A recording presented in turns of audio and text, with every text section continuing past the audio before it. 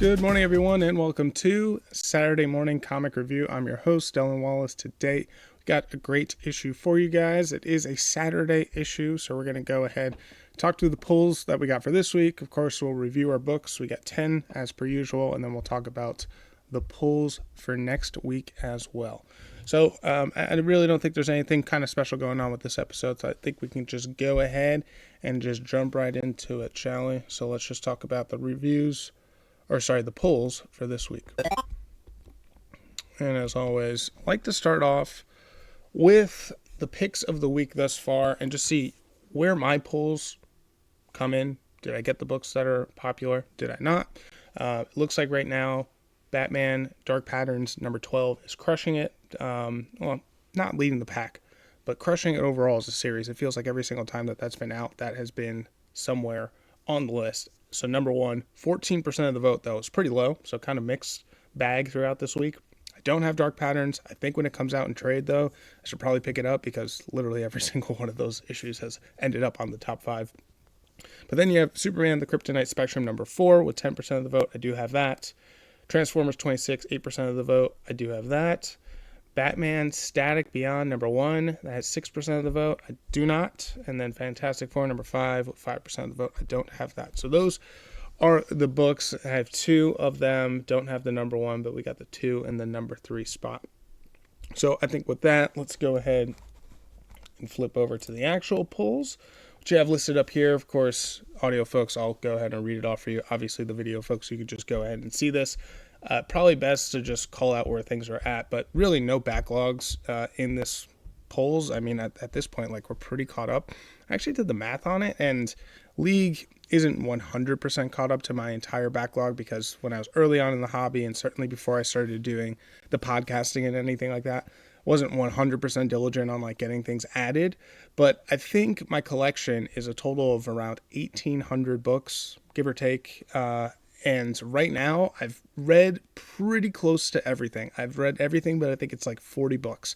So I have like 1840 or 1850, and I read about 1,800 books, which is like 98%. And when I started this a year ago at this point, and going through the Omegas, I think I was at like 77, 78% of like total read through the backlog. So we'll get caught up like pretty quickly here. Like, it's going to be in 2026. I don't think it'll be caught up by the end of the year, but I mean, it's going to be like in the first quarter, which is kind of nuts to think with how big that shelf is. You know, I'm just looking at it over here, and I know what it was like before, like literally overflowing with books falling over and stuff. So, but anyways, the pulls here, right? So we have the following: Batman 162. We'll save that for the Omega. Green Lantern Corp number 10. So this was on the list, you know, from last week's issue. It was on there, and I was like, I thought I dropped this. I checked the Shopify. Sure enough, I did. It's not on that list. But then I go to the shop today, and it was in the stack. So I was like, oh, did I drop it in time? Did I not? I bought all the books, and then I talked to the manager. I'm like, hey, you know, I wasn't sure about this one. He's like, no, I don't see it on your list. So actually, you're not obligated to have this one. So you already bought it. Go ahead, read it, bring it back. We'll just trade it in for another one, and you'll just get the money back. I was like, man, this shop is awesome. So thank you so much, and shout out to them. They are incredible. So I have the book, but I'll probably just read it and then return it. So we might do the Omega. Maybe I'll get to it. Maybe I won't. It's just kind of up in the air. So that's a weird one. Then we have Iron and Frost number 2. Read it. We will review it. The Power Fantasy issue number 13 will be for the Omega. Redcoat number 15. Read it. We'll review it. Superman, the Kryptonite Spectrum, number 4. That'll be for the Omega. The manager of the shop was also stoked about this one, so excited to get to that. Transformers, number 26 will be for the Omega. Ultimate Wolverine, number 11. Read it. We will review it today. We're taking everyone down with us, issue number 6. We'll save that for the Omega. And then Youngbloods, the mass market edition. So this is a Rob Liefeld book that came out years ago, but I guess they're just kind of re-released it. I did read it, but I'm actually going to save it for the Omega.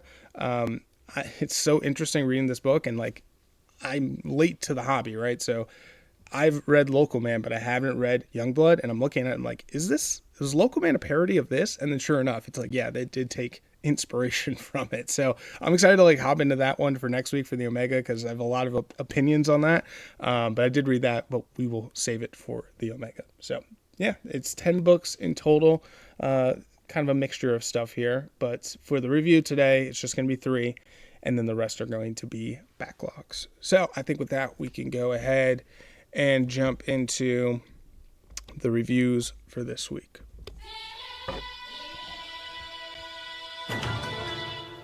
So 10 books, like I mentioned on the video. Of course, you can see them here. I'll just go ahead and read them off for the audio folks.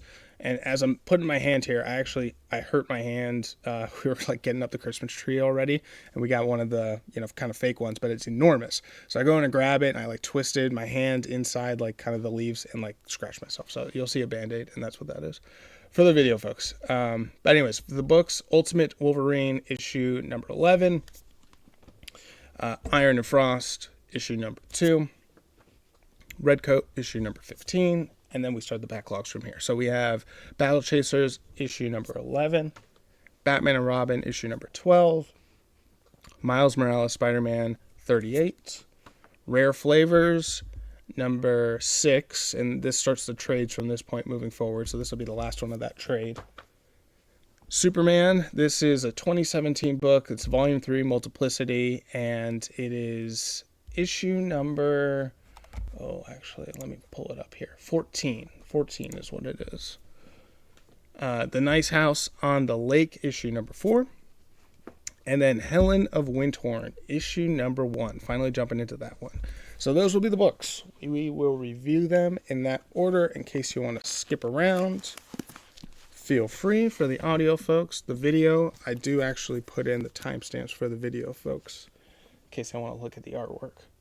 But it's 2 different feeds, and it's difficult to do that for the audio folks. So if you want me to do that, audio folks, let me know. But until someone says something, I'm not going to do that. But it's an option. It is out there. All right, so Ultimate Wolverine, issue number 11. This was a good book, but I was actually amazed at how low League was on this thing. I was like pretty surprised here. So I gave it a 4, and League gave it a 3.3. And before I jump into the review, just a brief reminder, if this is your first time hopping in, I do spoil the heck out of all these books. Keep that in mind. I will tell you my score on League. I'll let you know the League score. We'll talk about it. We'll talk about, what all happened in the book. I'll try to get you caught up and whether or not this is a good one to jump into. And then for the video, folks, I show off the artwork as well. So yeah, with that, I was really surprised. I gave it a 4. Lee gave it a 3.3. A lot of stuff happens in here, so major spoilers. Just FYI before we jump in, especially on this one. But I've been loving the Ultimate Universe. I've been loving Ultimate Wolverine. The story's been jiving with me. It's more of a darker, grittier side of what's happening in the Ultimate Universe. Remember, for Ultimate, it's like kind of a bizarro universe in the sense that heroes have different origins. Maybe it's like different powers for different heroes. It's a whole bunch of stuff that's going on. But in this one, Ultimate Wolverine was the Winter Soldier. He's now back on the X-Men, but they're called the Opposition here. And Omega Red, Colossus, and Magic, they are the heads of the Eurasia Republic, and they are working for the Maker, who's the big bad. He's going to show up literally next month. And so now, like, we're at the very ends of like all the different Ultimate books as we lead into Ultimate Endgame here. And the Opposition, to get you caught up in issue 11, has gone public to the world that they are opposing the Eurasia Republic and asking people to join them. No longer will they be oppressed. And with that, a whole bunch of rebellions start out in the streets with a bunch of different civilians. In the last issue, Wolverine actually killed Omega Red, so Omega Red is out of the picture, and it's just Colossus and Magic left. What they decide to do is put together this bomb, and apparently they know where the Opposition is hiding. They'll have it, armed in this fighter jet, and they'll go through one of Magic's portals. It'll then be right there on top of the Opposition, surprise them, drop this bomb, get in, get out, and it's done. So that's the beginning of the book. Then we get to Wolverine. He gets a phone call for Sabretooth talking about how things are crazy right now, that the Opposition went public and maybe regretting, like, is that really what we should have done? So when that happens, right, then sure enough, the fighter jet comes through the portal, and Wolverine can sniff it out and like see like that there's a bomb attached at the bottom.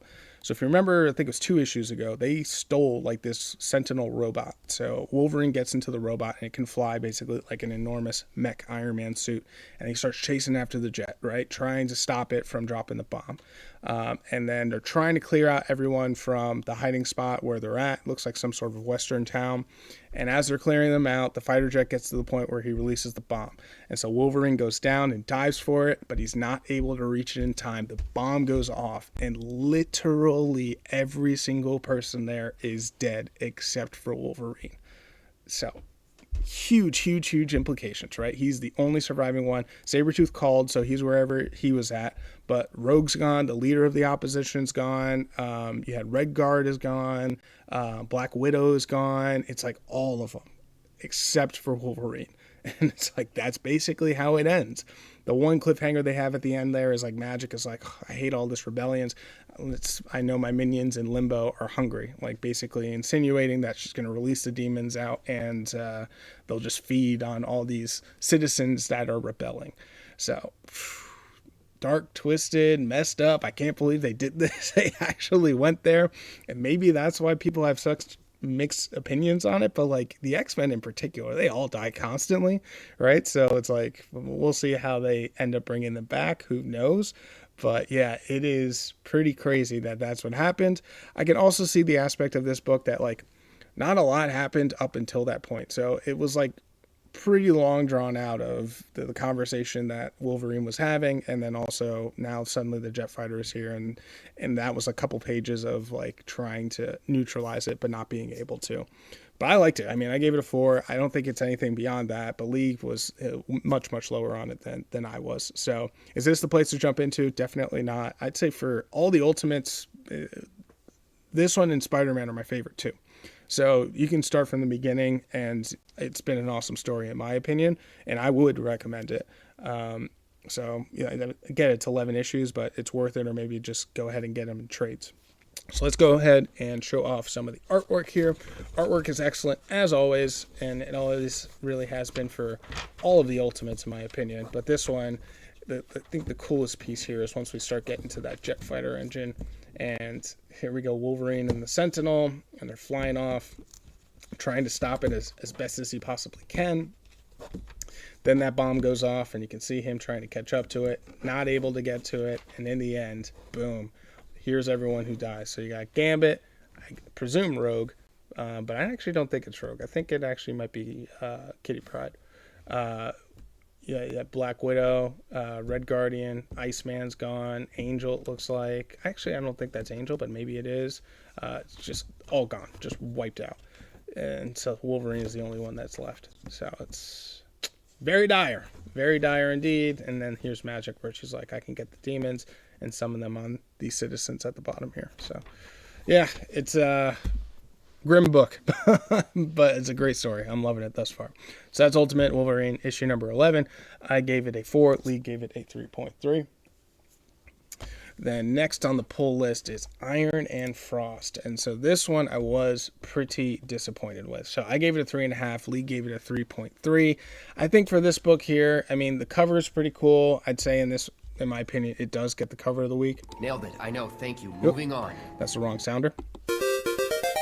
That's the one that we wanted. And so it's cool. It's like Iron Man. He's like holding his hand up, and he has like kind of his phaser energy beam lighting up and powering up, but he has his face as though he is the Iron King is what he's going by now, which is kind of cool. So this is Age of Revelation is where we're in. It's interesting when you get to the end of the book. It's only going to be a 3-parter, and they have a lot of exposition that they need to like wrap up all within the next issue. So we have Emma Frost in particular. That's what the most of the focus is. And I'll take even a step further back. So you have Doug Ramsey. He is the heir to Apocalypse, and he's now effectively Revelation. Brought in this huge disease that wiped out all the humans, and they either died or they got mutant powers. So that's like the big event that's going on.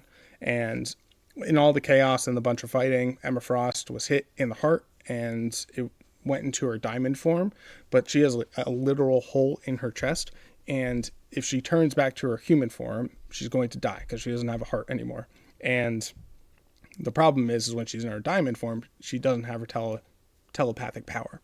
So she was trapped under rocks for many years, and then finally she was released, and she sees who's now Iron King, but Iron Man, and the girl that she saved earlier on. And so trying to get caught up on what all is happening here. She doesn't know anything, and she knows as much as we do as the reader. War Machine enters the picture, and he's getting chased by Phaser, who's like an acolyte of Revelation, and they're able to stop him.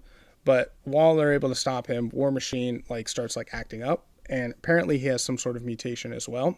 But they have like some sort of antidote that can like stop the mutation from happening, and like maybe this is like a way to spread it out and like from here level set and then see, you know, how they can rectify things moving forward.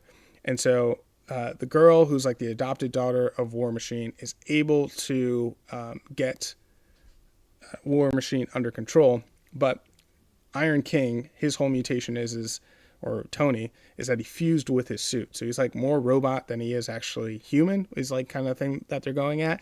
And so he's like thinking in the sense of like protocol and error rates and like not acting like a human. And so Emma's starting to realize this. And after they get, you know, War Machine's, I guess, symptoms under control, then Emma explains, hey, I need like a heart, and I was hoping basically like Iron Man with his, you know, energy heart thing that he has, can you build one of those for me so that way I don't die? But the problem is like he's converted to this computer that he's not thinking as though he's a human, and you have glimpses of the Tony in there, but this robot or protocol is kind of overriding the human side of him. And so after that realization, War Machine starts spiking again with the symptoms. And Iron Man gets to the point now, or Iron King, that he's like, we need to eradicate this because it means that, I guess, the drug isn't working or like the protocol isn't working how it's supposed to. And so basically Iron King, the robotic side, takes over, and he turns to War Machine and he shoots and kills War Machine. And that's the end of that. And that's like the cliffhanger there of like, oh shit, like what is going to happen now? So it's a confusing one. It's weird. It's like, oh my gosh, how are you going to conclude this all in the next issue? I guess Emma Frost is going to have to do something. Maybe she gets the heart, and then the cool thing is that she has like, you know, the Iron Man, you know, kind of reactor in the middle of her chest as they go and try to defeat Revelation in like the main Age of Revelation books.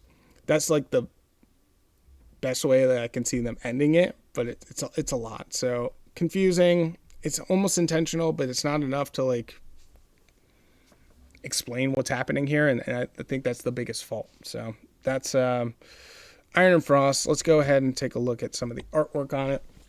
Artwork is fine. It's solid Marvel. See, I like how they kind of drew Tony. He almost looks like King Midas in a way, right? Just like the golden face that he has now as he's like turned into a full-on like AI robot basically. So we have here with like the symptoms and everything that I was mentioning, finally able to get that under control. But after that is when, you know, Emma pleads with him to try to build the heart, but starts spiking again. Iron Man makes a decision and kills him. So yeah, that's what happens. Iron and Frost, at this point I can tell it's just not going to be a recommendation. Is it the one to jump into? Yes, but I just don't recommend it. I gave it a 3.5, and again, Lee gave it a 3.3. So the last from the pulls of this week is going to be Redcoat. So that is issue number 15. So this one, I gave it a 4. Lee gave it a 4.3. I was actually a little surprised that Lee went this high. I don't think I was near a 3.5, but I certainly wasn't near a 4.5. So I was a little surprised there. So give you some backstory on who Simon Pure is. He was a Redcoat, fought in the Revolutionary War, somehow, some way got himself caught up in when the founding fathers were trying to do this ritual for immortality. He fell into this hole, and then he got the ritual instead of, I think it was Ben Franklin. So he's immortal. He can't die. And he's been going on all these different adventures with like Albert Einstein, Johnny Appleseed, people from like history. And now we're starting a new arc with him. And he was just been a degenerate basically the whole time, just an alcoholic, has a heart of gold, but finds himself in all these crazy precarious situations, and he's just kind of a bumbling fool that gets kind of lucky through it, and he's immortal, so he'll die and he'll just kind of come back. And so now we're in 1909, and he's not Simon Pure anymore. He introduces himself as Simon Plum, which I think is the first time in the 15 issues he's introduced himself as someone else. And he's just a stand-up guy. He's a tailor. He's got a wife. He's got 2 kids. and he's sober. He's like cleaned up his life, and he's like putting everything together of like just being an ordinary person in the year 1909. And so with that, you have a knock at the door, and it turns out to be Albert Einstein many years later from the earlier adventure. And Albert is, or maybe it's 1809. I think it says the year. Let me double check it, because I'm like, that math's not really math. No, yeah, sure enough, 1909. So Albert's there, and he's much, much older, right? And he's like an old man at this point. And, or at least, I feel like that's not really the case, because I'm trying to think back to the Oppenheimer movie. But whatever. He's older. He's not a kid anymore. And he basically explains like, oh, Albert, like, come on in. I got this family now. I got kids. Like, I didn't tell the wife about the immortality thing, but we'll get that all squared away. And Albert's like looking at him, but he's like kind of sad. And it's like, oh, clearly he has something to say. And Simon's like, all right, out with it. Like, what's going on? And he's like, I got bad news. It turns out that Benedict Arnold is back. And so then Simon's like, oh, crap, which is the main bad guy in the first couple of issues. But that's it. That's the whole story. We just get the backstory. Here's what Simon's been up to. He's got this family. We get introduced to the kids. Life seems happy and everything. But now it's like, okay, off to the next adventure. And so the cliffhanger is basically we're dealing with Benedict Arnold once again. So, I mean, that's why I was surprised that League went so high on it. I mean, the artwork has always been excellent on it. And it's like a really nice, almost like kind of mix between realistic style, but then also kind of cartoony as well. It's kind of difficult to describe to the audio folks, but that's always been great. But other than this, there's just not much action, right? Like, look at that picture of Albert Einstein there. I guess he's middle-aged, 30-something, 40-something. Tough to tell. And so, yeah, they're all buddy-buddy. Everything seems happy and wonderful. And then the reveal that Benedict Arnold is back. So we'll see what those adventures bring for issue 16. But this was Redcoat issue number 15. Again, I gave it a 4. Lee gave it a 4.3. Perfect time to jump in. Absolutely perfect time. Start of a new arc. It's the way to go. Then starts our backlogs here. So we have Battle Chasers, issue number 11. This is the second to last book of just a 3-parter after this series came out many, many years ago, like 2 decades, I think, at this point. And this one is just extraordinarily art focused. So, which makes me think that issue number 12, the last issue, there's not going to be much advancement on the story here. And so we have Garrison. He's trying to help out Red Monica, who's been hurt and injured. And you have this palace guard that's going after her. We're in this fantasy world where there's different territories. Red Monica is a wanted. Oh, you know what? I didn't give the rating. I gave it a 4. Lee gave it a 4.1 for Battle Chasers. Red Monica, she's a wanted fugitive, and the crown is trying to capture her because if they don't, the other kings are saying that they're going to go to war. And so Garrison was friends with Red Monica as kids, so he's trying to protect her. They're in their house, or Garrison's house anyways, that him and his wife had purchased and lived together, but his wife has since passed. And we come to learn that she passed either on the wedding day or like around the wedding day. It's not like 100% clear. And so Red Monica has gone into the forest, and now Garrison's like trying to hold the ground, and the house is burned to the ground. So it obviously meant a lot to Garrison. So he calls out the one who burned it to the ground, which is a crazy big demonic dude, and they fight. And the whole comic is basically the fight. And so they get to the point where it almost seems like Garrison is like holding back and he's going to die. And sure enough, Garrison has this crazy, magical, powerful sword, the most powerful sword in the land, apparently. And the bad demon guy picks it up when Garrison gets like disarmed from it and stabs Garrison in the chest with it. And it's like, holy shit, is he down and out? Is this it? And he's like in this lake, face down with a hole in his chest. And the demon guy turns to like the head paladin and is like, I've slain him with this sword. It should like bind to me now, basically. He's like, yes, I could do that if Garrison were dead. He's like, what do you mean? Like, he's got a hole in him and he's face down. And then they turn back and there's like glowing in the lake, and like Garrison comes out and is like this demonic Super Saiyan is like the only way I can really describe it. I was like, oh man, it's about to be on now. So that's the cliffhanger there. So pretty cool book, but 100% art focused. Like the art does all the storytelling here. So let's go ahead and show off that artwork because it is dope. I've talked about it before. It is the same artist that did the video games for Darksiders, so it is that art style and very cartoony, but like really high saturation level, which I absolutely love. Reminds me a lot of Arcbound. If anyone's reading that comic as well, very similar there. But yeah, it's just the fight scene that we basically have for the most part, and then here you see where Garrison's like face down in the lake where he looks like he's going to get beat, and he sees like a ghost of his wife. Who knows if that's actually her or not. But from there, it looks like, okay, is he going to sacrifice himself so he can rejoin her in the afterlife? Has the sword, going to go for a big, strong swing, and then boom, directly through Garrison, face down in the water. And it looks like, yeah, maybe he's going to rejoin her. And here's where the paladin is basically like, I could rejoin, but of course, he needs to actually be dead. And then here's Garrison resurrected, holding the sword, and it looks like it's a flaming sword and just looks straight up like a Super Saiyan mode. It looks insane. So yeah, pretty dope from the art perspective. Storytelling is like kind of so-so, because the first 9 issues, it was like such a fast-paced story, and here it looks like we're just only going to do this fight with Garrison, and that's about it.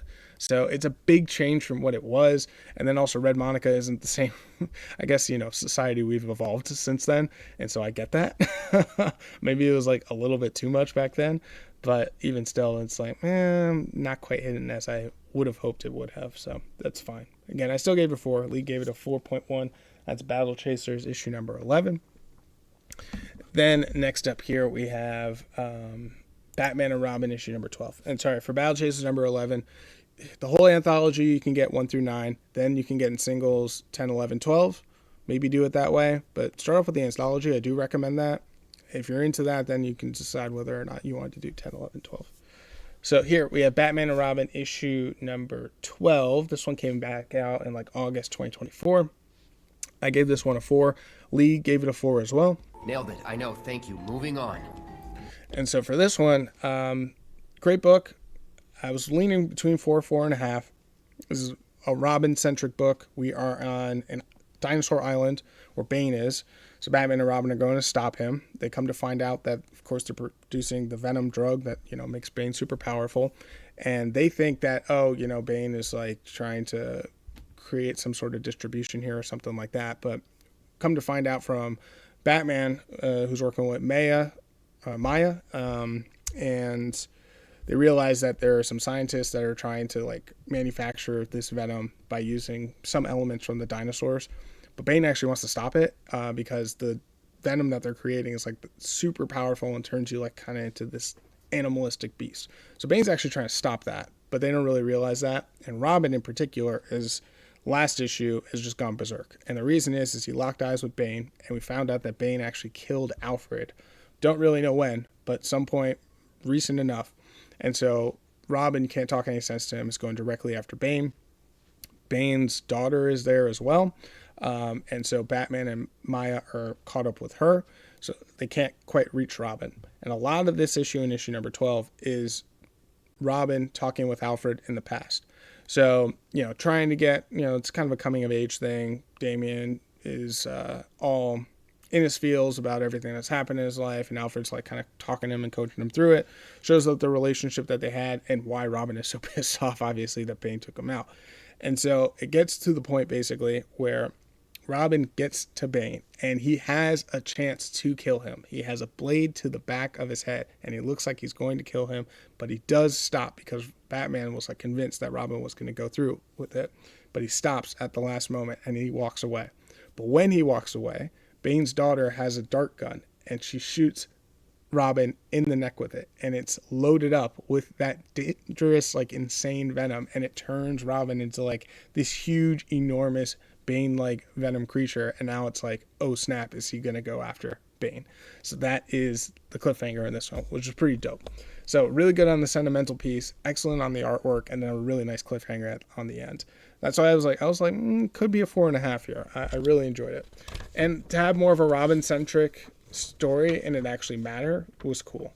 So here's in the past, Damian as Robin talking to Alfred, and then kind of the lead up here. So all the drugs that are getting manufactured, and of course Bane is actually trying to stop them. Get some more exposition on Alfred and Robin, and then some more action on Bane, and then here's where Robin actually catches up to him, and then the fight basically begins from here. And they're going back and forth on like who can stop who, and I'm better, and yada yada. But it does get to the point where Robin, boom, right here, has the blade to the back of the neck of Bane, and it looks like he's about to kill him, but he stops and he yields right there, puts the sword into the tree rather than through his neck. And so with that, it's like, okay, all's well that ends well, but boom, Bane's daughter shoots that dart, and that's where it hits Robin. And then look at this, like just this monster roided out version of Robin in the end. And now it's like, oh boy, he was able to prevail last time, but is he going to be able to do it now? I don't know. We'll have to see. So, yeah, Batman and Robin issue number 12. I gave it a 4. Lee gave it a 4 as well. Not really the time to jump in. It would have been better off if you jumped in at 11. So next here is going to be Miles Morales Spider-Man issue number 38. This one, I gave it a 4. Lee gave it a 3.9. So, pretty much right there. I mentioned 37 was very similar to what I'm going to say for 38. This arc that we have is like the most classic superhero story I could possibly think of in my entire life. You have the villains, but they're not actually the villains. Like, they're kind of being taken advantage of. They're robbing a whole bunch of banks. They owe this guy money. And so I said Batman, but Spider-Man is trying to stop them. Come to realize, that they're being taken advantage of by this crime boss.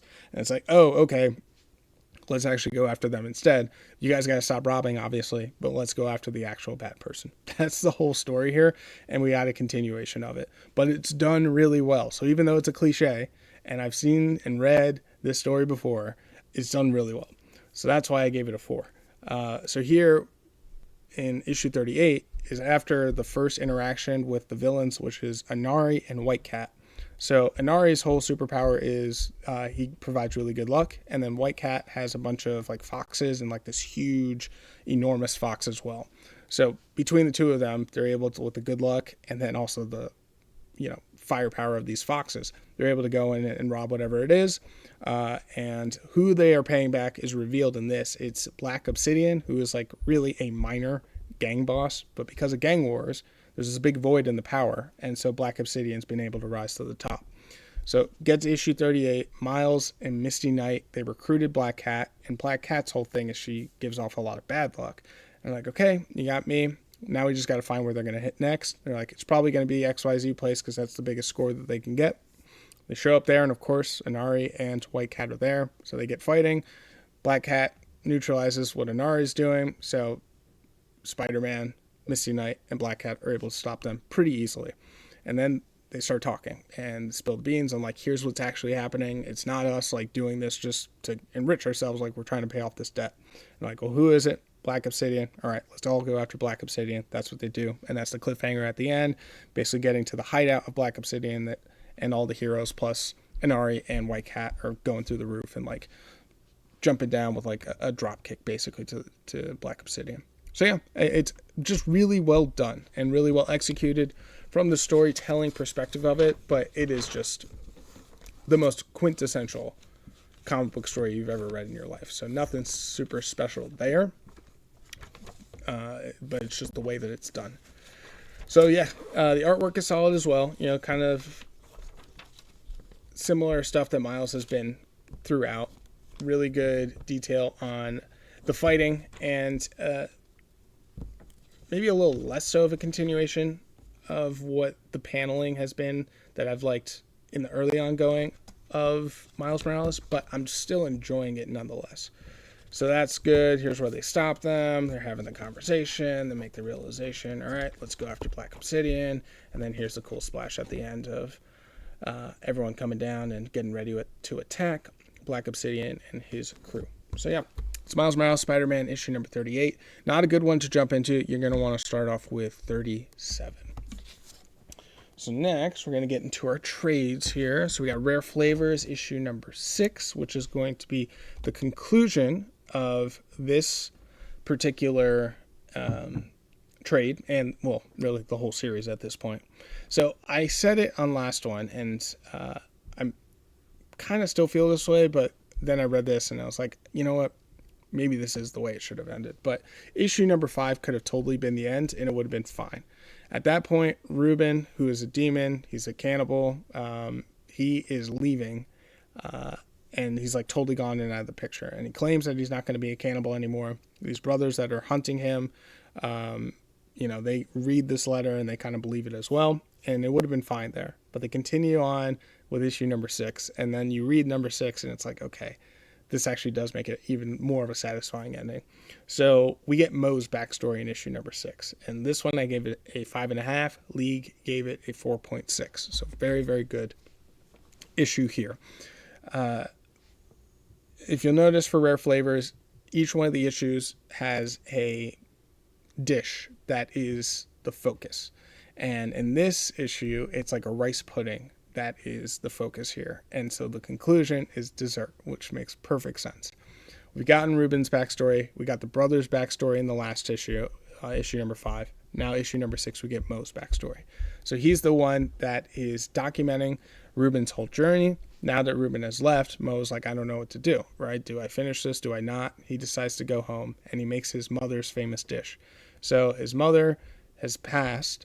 She had a cancer diagnosis, and we learn of the struggles basically growing up. Didn't have a lot of money, but his mother always kept a positive attitude, encouraged Mo to do whatever he needed to go to school, and kind of follow his passion. So it's like a really nice feel-good type of story. And he's making his mother's rice pudding dish in honor of her. And she also, when she found her diagnosis and towards the end, she decided to make this big bountiful feast.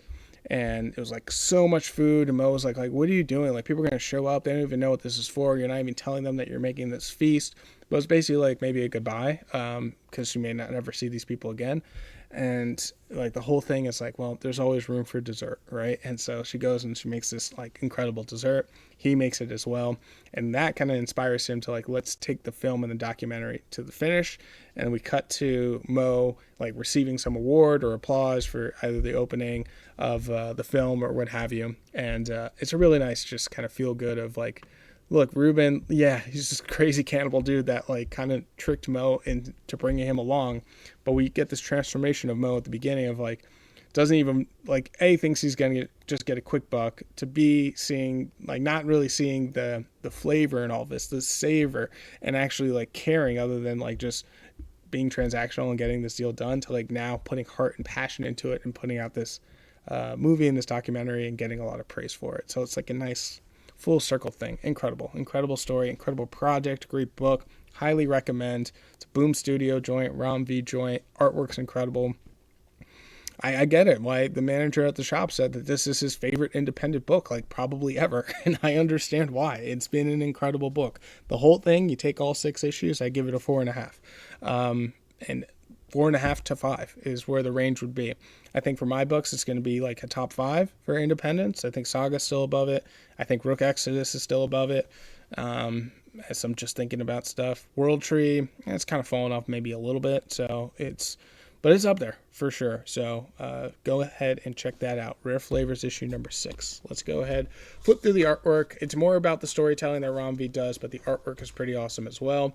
So basically, we get to the point where, they read the letter in the last issue, and then the brothers truly believe it, and Mo believes it as well, that he'll never actually see Reuben again. And so that's when Mo decides to go home, and he makes those dishes. So yeah, it's just awesome project. Awesome project. So yeah, Rare Flavors, issue number 6. Again, I gave it a 4.5. Lee gave it a 4.6. All right, then we get to Superman. So Superman, this book came out January 4th, 2017. Don't we wish we could all go back to 2017? My goodness gracious. So, quick reminder, if you're just jumping in for the first time, it's like, why the hell am I reading this book? Where did this come from? This is from a White Elephant gift that we did last year in 2024. And, at the end you can kind of switch the books or switch the presents, and everyone started grabbing their own present. So I was like, okay, I'll just grab my present, which ended up being this book. Just grab something random off the shelf, and figured Superman, people would like it. I've never read it. And this was before I was doing the podcast. Actually, no, it wasn't. I was already doing the podcast at this point. But figured, someone else might enjoy it. But yeah, I just went ahead and picked it up. So now we're at the point where I'm through the backlogs and I'm reading it. This issue came out again on the 17th. It's Superman number 14. I gave it a 3.5. League gave it a 4. And this is volume 3, Multiplicity. So the first issue in this volume was the annual. This is the second issue in the volume, which is issue number 14, and the start of this arc called Multiplicity. So the story here is we have Superman. He's just out and about, and randomly another Superman shows up in front of him asking for help. And Superman's like, our Superman of this universe, what the hell's going on? Then these random gremlin, demon-looking things start attacking, and they start going after the other Superman from the other universe. And then these group of heroes show up, and they explain that they are the Justice League of the multiverse, and a bunch of Supermen across the different universes are being gathered up. And so sure enough, they're able to fight off these demons from this one Superman that's from the different universe, but they're not going after our main one. They want someone else from this universe. They want Keenan Kang, is that what it is? I tried to remember it, but I couldn't. And I'm not super familiar with Superman, so I don't know who this Superman is. Keenan is basically all I wrote here. Keenan Kong, that's what it is. So that's who they're going after, who is like halfway across the world. So all the Superman and this men and this Justice League of the multiverse, they head over to Keenan, but by the time they get to him, the gremlins already got to him, and they drag him out of this universe, and it looks like they drop him in some sort of pocket dimension, similar to if you've seen the Superman movie and how they had like a pocket dimension, similar thing. And sure enough, it's all these different Supermen across multiverses that are all together, and they're taking them and synthesizing them and like boiling them down to like some sort of energy thing for something that we don't know. So yeah, that's the story. For me, I was like, okay, already crazy amount of multiverse stuff that we're setting up. Very confusing.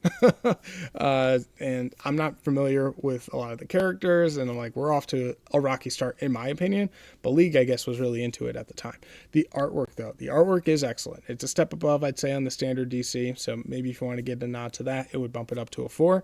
But on the storytelling piece, I'm like, this has a potential to be an absolute cluster, so we'll see where it actually ends up going.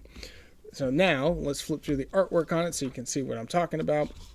So yeah, here's where that other Superman shows up. These gremlins, they start attacking. And then from there, here's where this Justice League of the multiverse basically shows up. And they're like, hey, these other Supermans are being round up. We need your help. Oh, they're going to go after Keenan Kong. And they get to him before the Justice League, and our Superman is able to stop him. And here's like kind of that pocket dimension, and then they're taking them, and then they're doing something with them, absorbing their energy, breaking them down for something, who knows. So yeah, that's Superman issue number 14 from 2017. Again, I gave it a 3.5. Lee gave it a 4. Alrighty. Then the second to last book here is going to be The Nice House on the Lake, issue number 4. So we got a James Tynion joint. This one is really crazy because we start to learn more rules about this universe. So this one, I gave it a 4.5. Lee gave it a 4.6. Crazy high score. And this whole thing has been crazy high score. I'm reading it in trade. I'm on issue 4 that we're talking about right now. You can go ahead and just buy this. It's definitely worth it. So reminder here, we have this guy Walter, but he's like some sort of alien. The whole world has blown up and died, and basically everyone has spontaneously caught on fire, except for the people that Walter invited to this lake house. So he's invited some high school friends, some college friends, and some recent like post-grad people in New York City, all to come out and hang out. They don't realize why they're going there or what's all happening, and when they get there, they see on Twitter and BlueSky, X, whatever. I mean, I don't even think BlueSky was a thing back then. This came out in 2021. But they see all through social media that the world is like died in the matter of minutes, maybe hours, and everyone is gone except for them. And so now they're on this paradise island, just kind of like partying, trying to figure things out, but everyone's taking it differently. Some people are still in shock. Others are like just riding it out as best they can. Walter went to a couple of the people, and Walter like can like phase in, phase out, and like he's just like staring at them like pets basically. And he went to one couple's like try to keep them together as best you can. You guys seem to be taking this okay. Like it's the end of the world, and like I saved you basically type deal. So that happens. Then we get this other guy. He went out hiking to try to explore this property. How far does it go? There's all these force fields, so they're like locked in. He found this weird, interesting building, but he can't make any heads or tails of it. Now we have this other guy that we learned about in issue number 4, and he's like a big partier and seems like not doing much with his life other than like drinking and partying and hanging out. But he's like pretty smart. He's like a lot smarter than he's leading people on. So this frat guy, but he actually understands what's happening here. It gets to the point where supplies run out from the first week, and now we're at day 30. And so what happens now is you can write like a Amazon list basically, and they literally call it that. And then the next day it'll show up with whatever's on your list. Sometimes it will, sometimes it won't. It depends what's on your list, so on and so forth. So the guy in each one of these issues, we like follow one person or one couple or whatever. So we're following one guy here. He writes very specific things, and it's like the classic immature stuff that an early 20-year-old would get. Like, find me the most expensive bottle of alcohol. Like, find me the most expensive steak. Like, stuff like that. But it shows up in a box the next day. This other girl is taking this horribly because she is married in the real world, and so her husband was out there and dead. So wasn't invited to this, and he's just gone. And so you go and you read in this book, and then it has a list of what she's been writing out. And it's like her husband, and writes the name husband, then writes it in all caps, then writes it in all caps with multiple exclamation points, then writes it her husband alive, and then like starts cursing out Walter, like, you better effing get my goddamn husband back, right? And then from there, then it's just a straight razor, a straight razor, a straight razor, a straight razor. Like, holy crap, insane stuff. And so I was like, dang, James Tynion, dude, it's always like so dark, sick, and twisted. So clearly she's suicidal and was like, I don't want to be a part of this anymore. And it's like, whatever, it doesn't matter. Everyone's dead. And sounds like my husband's dead. I'm never going to see him again. Why continue? So the guy that we're following, the frat guy, he collects the notes and is bringing them to, puts it on wherever it is, I think the porch. If they look, the packages won't show up, but when they're not looking, the packages do show up. So it's like all creepy and dark and twisted dystopian thing that's happening. And so he sees what she wrote. And so finally in his note one day, he writes a razor blade or whatever on his note, not on hers. And Walter actually gives it to him. And so sure enough, he goes and talks to her and is like, hey, I saw your note.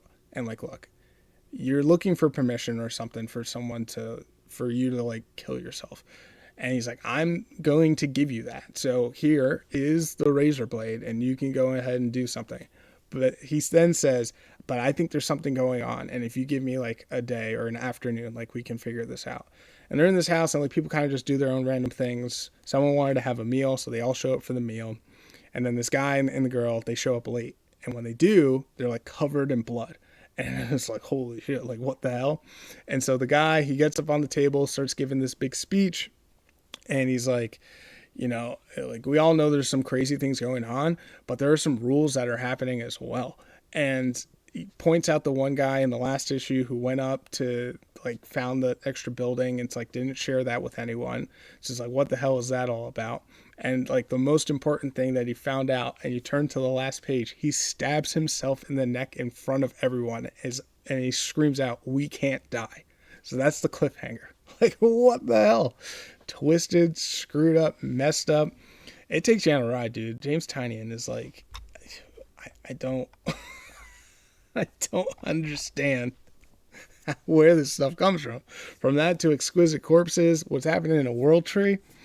What a sick, twisted dude. But man, it's good. It's good. So let's go through the artwork here. Is this the one? Yep, this is it. So you can see too, like the house is becoming more and more disheveled as well.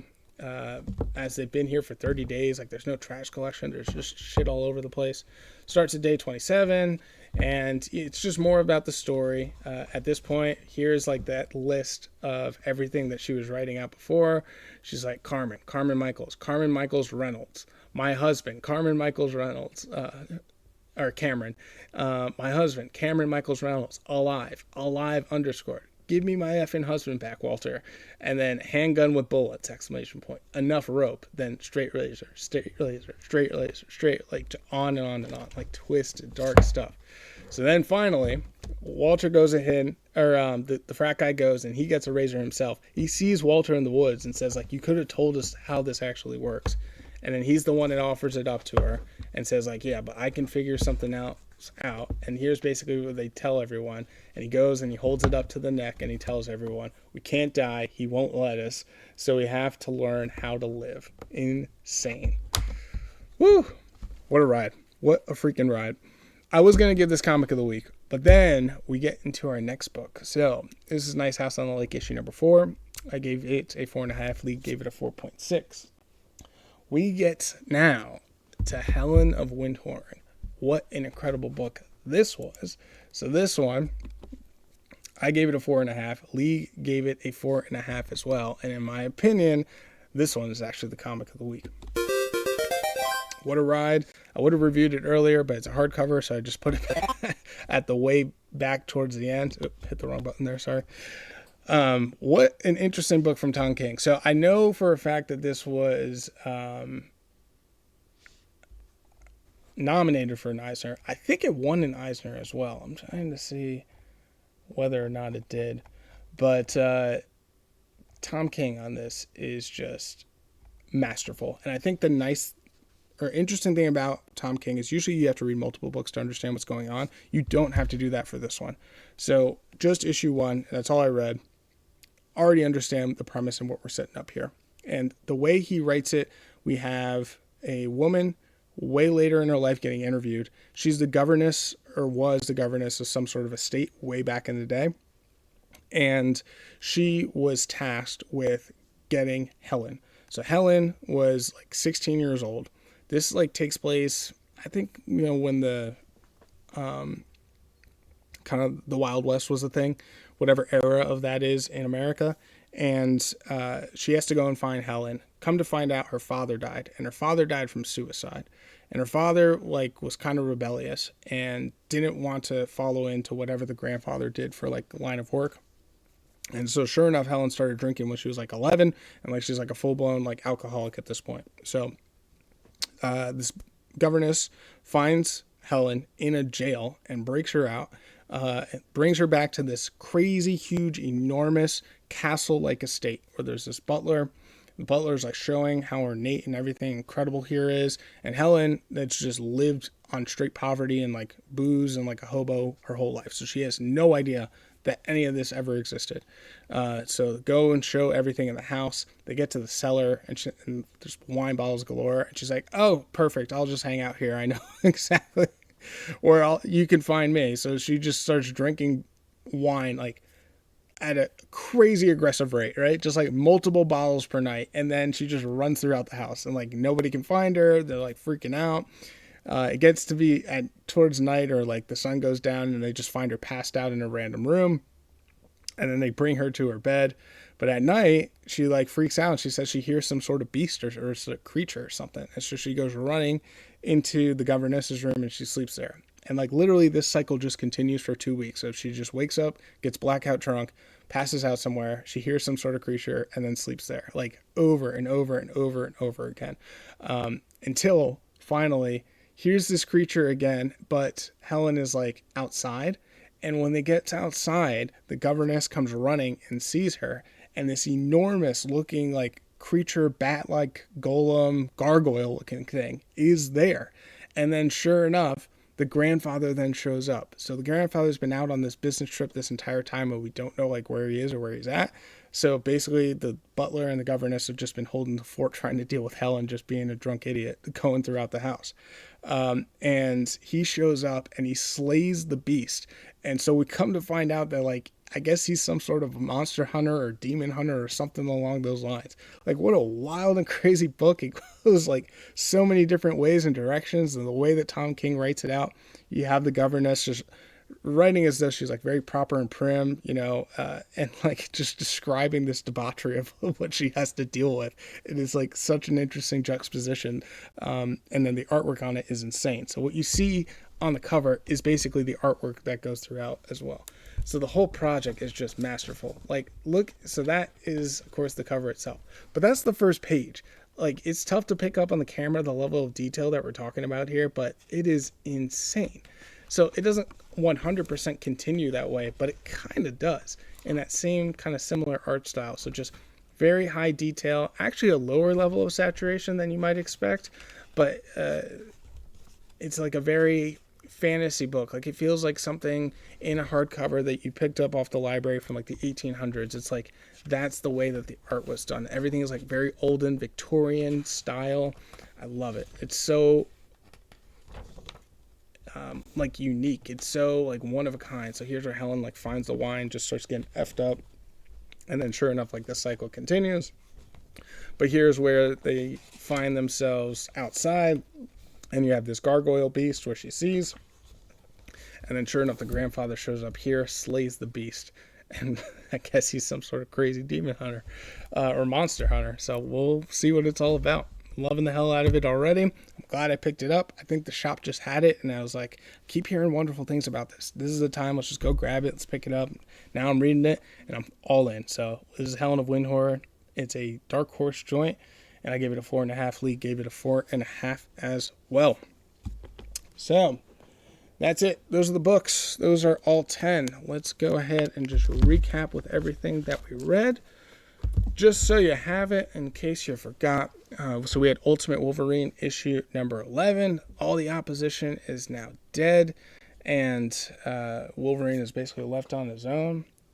We have Iron and Frost. Emma Frost trying to figure out how she can get her heart back, but Iron Man is now turned into the Iron King and mutated.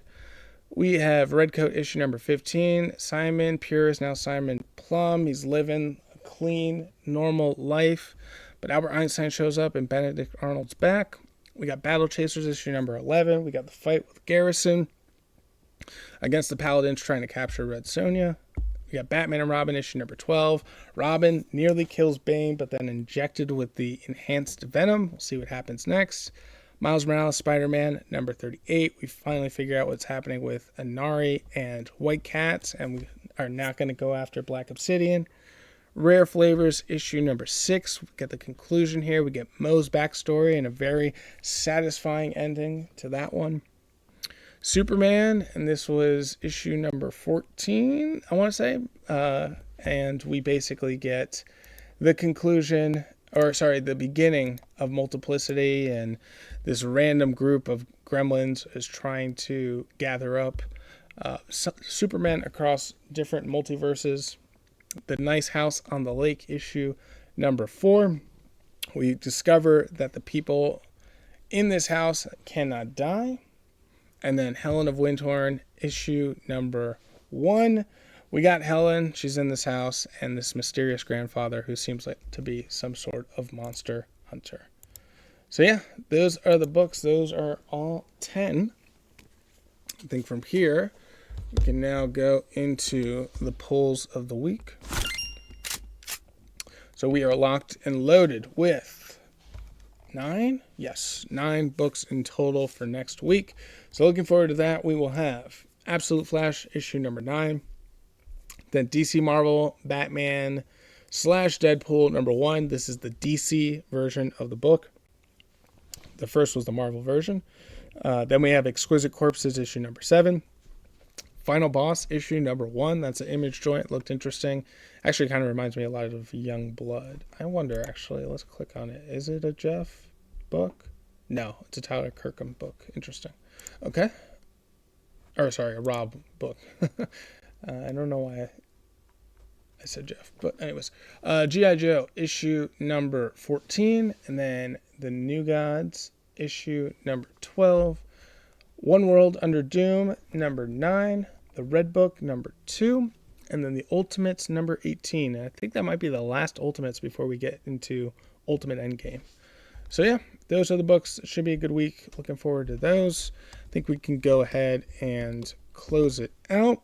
Thank you so very much for tuning in, guys. I do greatly appreciate it. You can follow, like, share, subscribe, all the things. Saturday Morning Comic Review, available on Spotify and Apple Podcasts. All the social media stuff is in the description below. Started adding Buy Me a Coffee. I've mentioned it on the wrestling show. I think this is the very first time that I'm mentioning it on the comic book show. But first year, I didn't ask for anything. It's funny, I talked to my wife about this, and I was like, hey, like, do you think I'll ever make like $1 on any of this podcasting stuff, like in year one? She's like, no, I don't think so. Like, absolutely not, actually. And I was like, oh, okay. She's like, but I do think you'll make something in year two. I was like, okay, well, that's encouraging. But in order to do so, basically got to set something up. So I'm sure you guys have heard of Patreon, but with Patreon, I feel like a lot of times it's like, hey, here's a tier that you subscribe to and you're going to get X, Y, and Z in return. I don't necessarily want to do that because I don't plan on doing anything above and beyond what you're getting right now.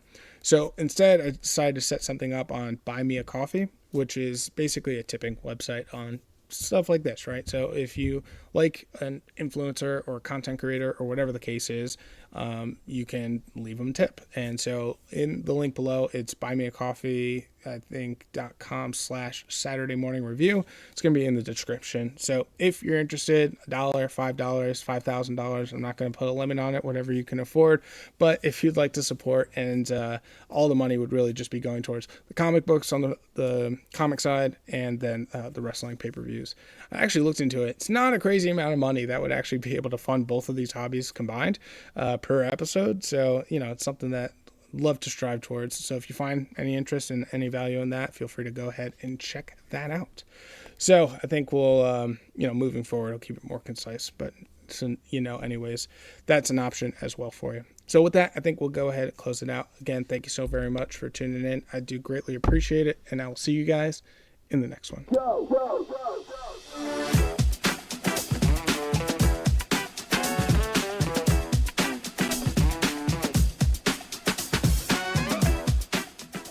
This has been a DMW production. Thanks for stopping by.